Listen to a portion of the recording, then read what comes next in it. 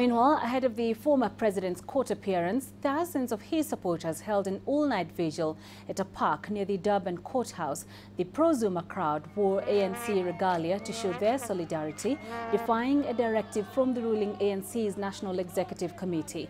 Many sang the former president's praises and accused South Africa's ANC-led government of insulting Zuma and trying to isolate him. What is happening now is state institutions, including the judiciary, being used to harass President Zuma, to isolate him and to demonize him. And also our people are being lied to because they don't understand that these charges have got nothing to do with President Zuma as president of South Africa. This is all before he was president. Well, I think we must be very careful about these court proceedings because of the long history of these proceedings and also the political meddling and influence that there had been in these proceedings before. And you must remember also the many years of very negative publicity against Comrade Jacob Zuma, especially by the mainstream white monopoly capitalist media. Now, all of that has influenced and poisoned the atmosphere to such an extent that I think it is very difficult, if not impossible, for Comrade Jacob Zuma to get a free and fair trial. We need to respect the courts, but now he's not guilty. There are allegations against the former president, but he's not guilty. We still support him. Jacob Zuma is Jacob Zuma of South Africa. Jacob Zuma, we believe in him. Jacob Zuma is us. CGTN's Renee Delcam is keeping tabs on this story. She joins us live from Durban with the latest details.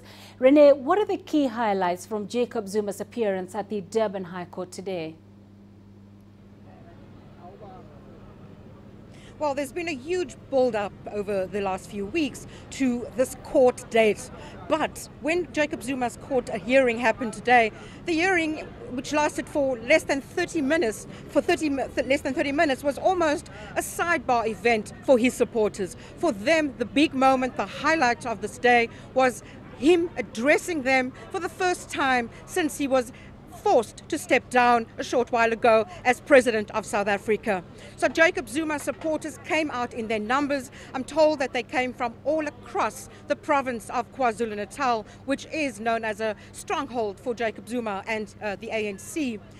Zuma came out, he addressed people, he was pretty jovial with them. He told them what was happening in the court case, how many charges he now faced, when he would be appearing in court. He said to them that he would be back in court on the 8th of June.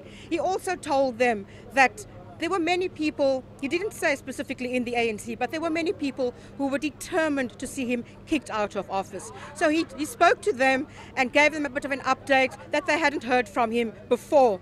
He also told people here that he was very appreciative of their support. And I spoke to an analyst here, a political analyst, who said even though Jacob Zuma is no longer in power as president of South Africa, the turnout here, the support from people in the KwaZulu-Natal province has shown that this overwhelming support shows that Zuma still has some clout, some ability to cause divisions in the ruling party, even though he is no longer a senior member of that party or even in government. So Zuma, very much the big moment here today, the highlight, as you wanted to know, was him having his big moment with the people here in KwaZulu-Natal. Well, Renee, Jacob Zuma's supporters held a vigil for him last night and appeared outside the court in show of solidarity today, like you mentioned. How is this expected to impact South African politics, especially within the ruling ANC? Well, if you look at the supporters on the ground, you'll notice that they were all wearing T-shirts that were covered in flags with Jacob Zuma's face, ANC caps, etc. And the ANC National Executive Committee recently took a decision to ask people not to wear any ANC apparel when they came to the court case, when they came to the night vigil, as you saw in the earlier report and as you saw earlier today at court, that people obviously defied this. This, in a sense, shows that still division inside the ANC, division that we've seen before the big conference in December. We've seen factionalism and division plague the ruling party, and it's likely that the whole Jacob Zuma saga, the reinstatement of the charges against him, the ANC's decision to recall Jacob Zuma, him losing power as president in South Africa, this could still cause even deeper division inside the ANC, because we certainly see that Jacob Zuma's position in the party before he was ousted already had caused a split in the party, and it's likely to deepen going forward. All right, Renee Dolka, I'm live in Durban. Thank you for joining us.